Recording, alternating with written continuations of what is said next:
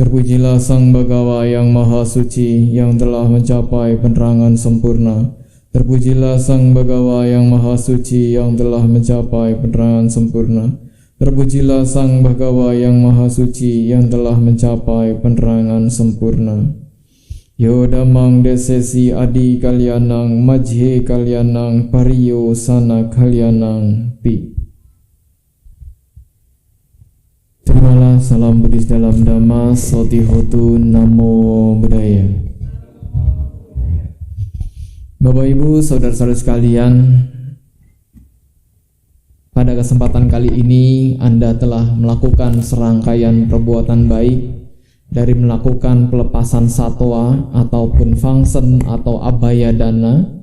Hal ini kita lakukan adalah sebagai rangka meningkatkan nilai-nilai spiritual dalam diri kita. Kenapa? Karena rutinitas yang konsisten akan meningkatkan spiritualitas. Kalau Anda tidak punya rutinitas yang konsisten dalam berbuat baik, maka Anda akan perlahan-lahan menjadi orang yang malas dan enggan berbuat baik. Hingga acap kali kita temui di masyarakat berbuat baik saat ada perlunya, berbuat baik saat ada maunya. Tapi kita harus konsisten, keadaan apapun yang terjadi dalam hidup kita, usahakanlah terus berbuat baik. Karena tidak semua orang mampu mengenali Dhamma, tidak semua orang mampu menyelami Dhamma, bahkan menerapkan Dhamma dalam kehidupan sehari-hari. Bapak Ibu saudara-saudara sekalian, seperti apa yang saya sampaikan pada malam hari, bahwa penyampaian kali ini adalah perihal tentang keyakinan kepada dewa. Banyak di antara kita yang melihat dalam konteks umum di sekeliling kita, ya, beberapa kelenteng orang-orang yang beragama Buddha tapi tidak mau ke wihara dan memilih ke kelenteng. Ada orang yang beberapa ini memilih ke kelenteng juga pas hari-hari tertentu. Ada orang yang beragama Buddha hanya mempercayai salah satu dewa tertentu, tidak mempercayai Buddha, tidak mempercayai yang lainnya. Perlu kita sadari, perlu kita ketahui bahwa hal-hal yang dilakukan ini apakah benar ataukah tidak. Nah, kita harus punya yakni yang namanya pemahaman benar sehubungan itu sendiri. Pertama, kita melihat secara umum bahwa orang-orang ke kelenteng itu dalam waktu yang bisa ditentukan. Apa itu? Biasanya kelenteng itu ramai pas hari apa? Ceit Cap Go. Di luar dari Ceit Cap Go itu pasti akan sepi. Loh, kenapa hal ini dilakukan? Kita harus lihat apakah itu sudah benar dilakukan atau tidak. Ternyata berdasarkan observasi saya dalam sutta, hal ini ada di dalam sutta namanya Uposatha Sutta. Setiap orang yang melakukan perbuatan baik di hari itu, di hari-hari sebelumnya, akan dicatat oleh para dewa Catu Maharacika yang nantinya akan dilaporkan kepada Raja Saka. Kenapa? Karena Raja Saka ini dianggap sebagai Tien, Tuhan. Kita lihat bahwa huruf Tien itu berdasar dari dua suku kata besar yang mengandung filosofi ataupun makna yang luar biasa. Tien itu berdasar dari dua suku kata. Yang pertama adalah Ren. Ren itu adalah manusia. Kita menjadi pribadi manusia ini bisa menjadi orang yang baik atau bisa menjadi orang yang tidak baik. Kenapa? Tergantung garisnya kita mau ngambil yang mana. Garis menjadi orang benar ataupun tidak. Kedua, kita itu dari huruf Tien muncul yang namanya Ta besar, ya, ditambah garis atas Ta besar. Kita itu bisa menjadi orang besar dengan kita melakukan perbuatan baik. Dengan melakukan tindakan baik maka kita bisa menjadi orang besar. Baru terakhir kita kembali kepada Tien Tuhan. Maksudnya itu Tien Tuhan itu meninggal. Saat kita lahir kita diberikan kesempatan memilih mana yang tepat. Habis itu kita menjadi orang yang besar. Besar dalam masalah atau besar dalam kebahagiaan. Habis itu kita kembali kepada kematian Tiennya, maksudnya di sini. Ini harus paham bahwa kita semua tuh bakal mengalami kematian. Nah, yang dianggap sebagai Tien Tuhan ini siapa? Di dalam salah satu surah Samyutta Nikaya disampaikan bahwa Raja Saka, Dewa Saka itu pada saat itu sedang ingin berkeliling melihat keadaan. Dia memanggil tukang keretanya, "Makali, apakah engkau telah mempersiapkan kereta kencana untukku karena aku akan melihat sekeliling sekitar dari angkasa?" Disampaikan pada saat itu bahwa Raja Saka itu mereka di bumi selalu menghormatimu, baik kaum kesatria dan yang lain-lain, mereka menghormatimu, mendewakan dirimu, memuja dirimu, semua menghormat kepadamu. Lalu Raja Saka ditanya sama Makali, sama kusirnya ini, lalu Raja Saka, siapa yang kau hormati dalam dunia ini? Raja Saka menyatakan bahwa yang aku hormati dalam dunia ini adalah mereka yang melakukan perbuatan baik dan benar, menjalankan samadhi, meningkatkan nilai moralitas dalam hidup mereka. Makali menjawab, "Iya, Raja Saka, mereka juga aku hormati karena mereka adalah kelompok-kelompok manusia terhormat."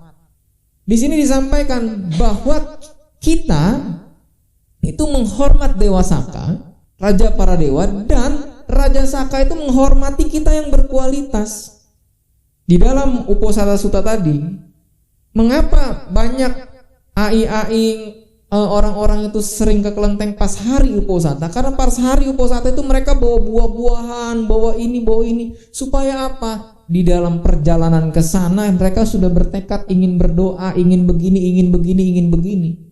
Hal itu ditujukan untuk apa? Untuk menyambung lidah kepada Raja Catu Maharacika yang mencatat perbuatan baik mereka hari itu, yang nanti dilaporkan kepada Dewa Saka, yang nantinya bisa direalisasi atau tidak. Kemudian juga bahwa di dalam sutta lainnya, dalam proses persembahan kepada dewa itu harus dilakukan yang namanya pagi hari. Kenapa dilakukan pagi hari? Karena para dewa menikmati makanan pada pagi hari sebelum tengah hari. Nah, makanya di Bali itu selalu kita lihat di pinggir jalan itu ada namanya canang, ada bebanten. Itu mereka pagi hari selalu menyiapkan makanan. Sebelum mereka makan, mereka melakukan persembahan itu sendiri. Sama seperti para biku, makanya ada 5 jenis persembahan. Panca Bali, salah satu itu adalah Dewata Bali, mempersembahkan makanan kepada para dewata di pagi hari. Itu secara makanan. Mungkin Anda bertanya-tanya, apakah kita boleh menghormat pada dewa? Apakah kita boleh meminta kepada para dewa? Nah, ini salah satunya adalah Weluwana Kantaka Nandamata. Weluwana Kantaka Nandamata itu adalah seorang ibu dari putranya namanya Nanda, makanya Nandamata. Nandamata ini di pagi hari, ibu ini selalu membacakan parita, selalu menyatakan pembacaan parita terus-terusan, sehingga ketika membaca parita secara terus-menerus, suatu ketika didengarlah oleh raja dewa namanya Raja Wesawana. Raja Wesawana ini mendengarin, duduk di satu posisi yang tepat sambil mendengarkan uraian pembacaan itu hingga selesai. Dikatakan, bagus saudari. Oh, kaget kan? Siapa anda gitu. Lalu Raja Wesawana mengatakan, saya adalah saudaramu.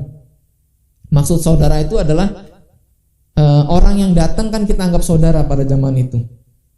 Lalu dedikasikanlah kebajikanmu dalam menghafalkan parita itu ataupun khotbah-khotbah Sang Buddha kepadaku sebagai tamumu di pagi hari ini. Ketika disampaikan, dilimpahkan kepada Raja Wesawana itu, disampaikan lagi oleh Wesawana bahwa besok kumpulan dari Satriputan Moggallana, kumpulan para biku tersebut akan datang ke tempatmu, maka engkau berdanalah ke sana. Ya, karena dia sudah siapkan nih dengan semangatnya. Siapa sih kalau yang dengar suara dewa nggak semangat, dikasih motivasi, pasti semuanya semangat. Ketika semangat, besoknya dia memberikan persembahan, mengundang para biku, berdana kepada para biku.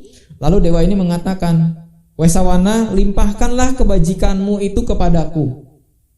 dilimpahkan. Semoga kebajikan ini melimpah kepada para dewa Wesawana. Ketika Wesawana itu melimpahkan kepada para dewa Wesawana memberikan mukjizat atau memberikan pernyataan perlindungan. Semoga engkau panjang umur. Ya, semoga engkau panjang umur. Jadi di sini para dewata itu memberikan kita hanya panjang umur.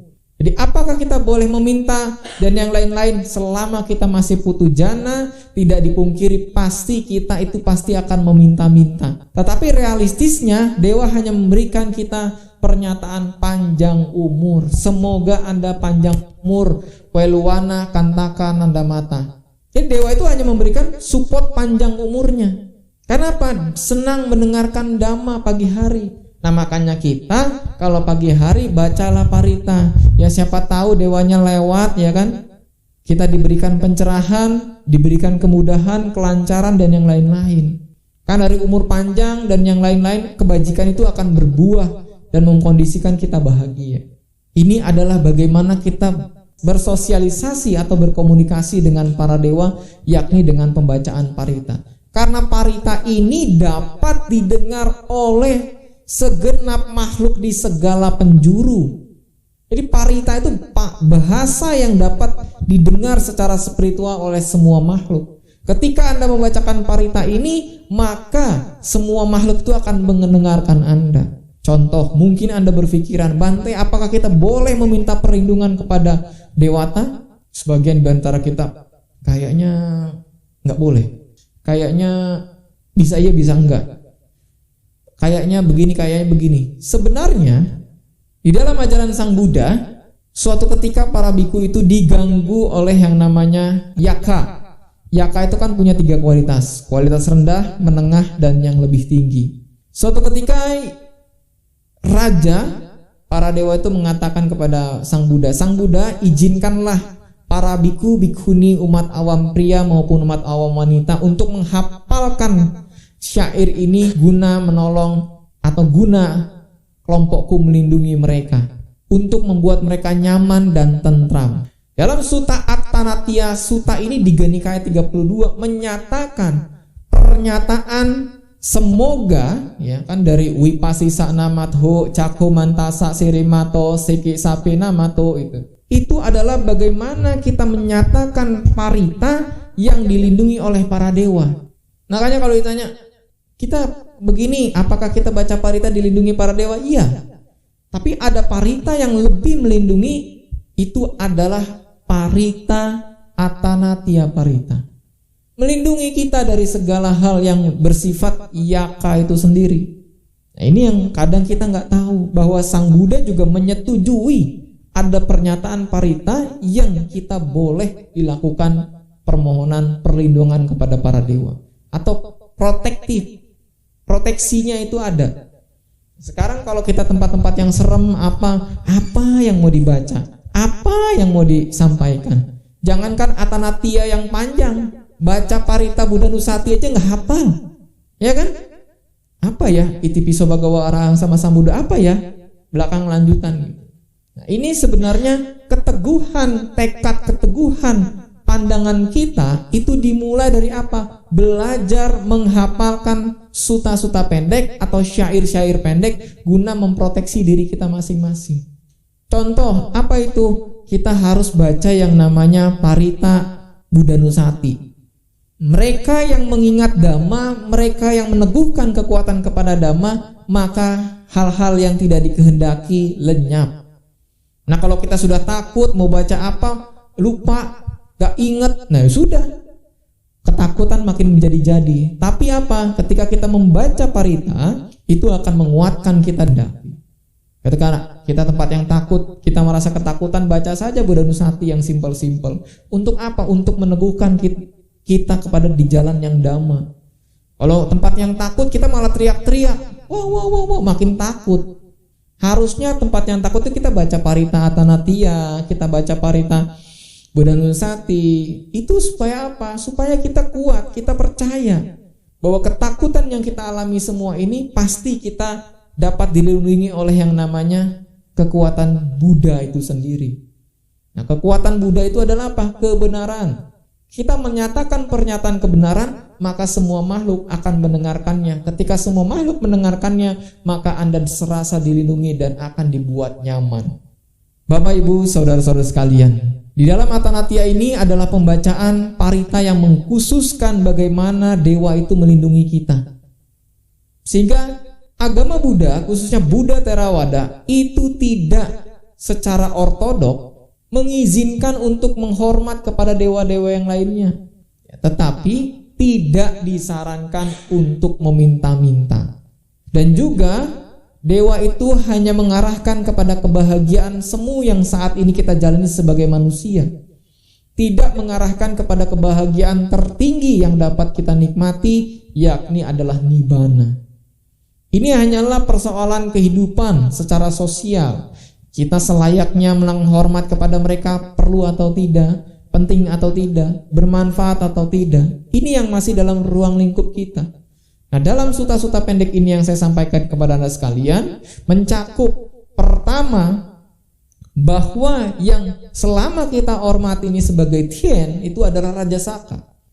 Dan Raja Saka sendiri adalah menghormati manusia yang berkualitas, yang memahami dhamma, yang berpraktek dhamma. Yang kedua, saat kita memberikan sesajian itu diupayakan pagi hari, supaya dewa itu memakan makanan tepat pada waktunya.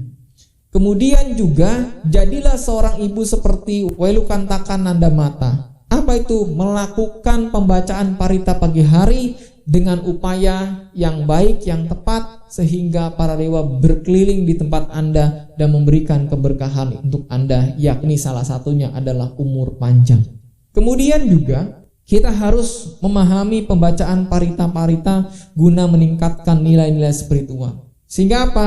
Dikatakan di dalam Mahaparidimana, apa madena sampadeta, berjuanglah dengan penuh kesungguhan, baik kehendak pikiranmu, jasmanimu maupun ucapanmu, selaraskanlah dengan dhamma. Kita tahu bahwa dalam Digha Nikaya dikatakan bahwa jadilah pelindung bagi dirimu sendiri, jadilah pulau bagi dirimu sendiri. Nah, dengan menjadikan diri kita sebagai pulau, sejatinya apa?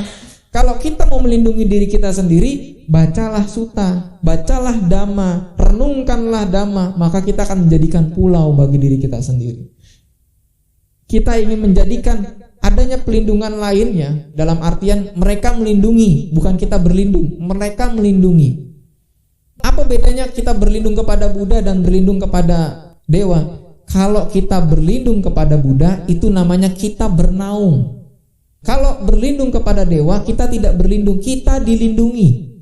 Ya, dilindungi dengan kita membacakan parita itu, kita dilindungi. Bukan kita berlindung kepada dewa, dilindungi.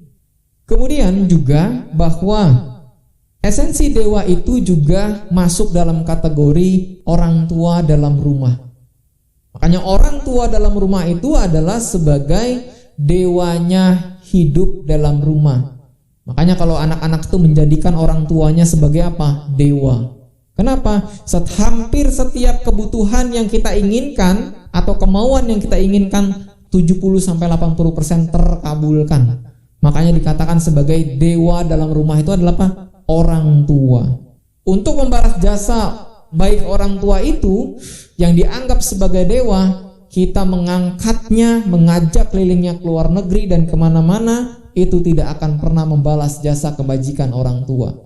Tapi bagi kita yang sebagai seorang anak mengajak mereka untuk berbuat baik, mengajak mereka untuk berpartisipasi dalam kebaikan, maka sejatinya itu adalah cara balas jasa yang tepat dan akurat.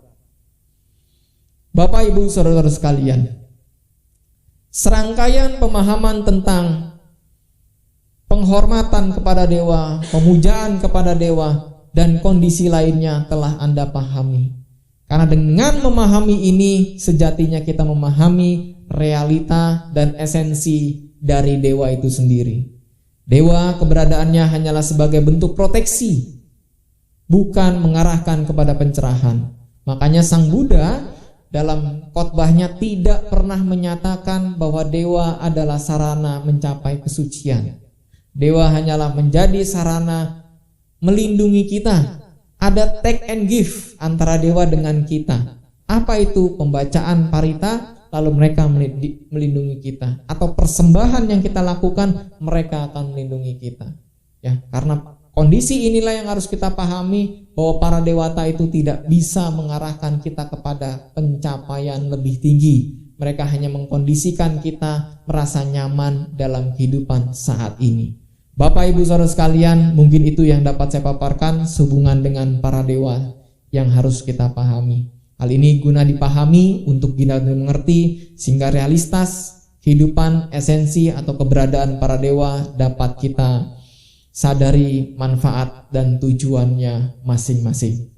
Demikian, semoga kita semua semakin maju dalam dhamma. Akhir kata, sabisata bawantu sukitata, semoga semua makhluk hidup berbahagia. Sadu, sadu, sadu.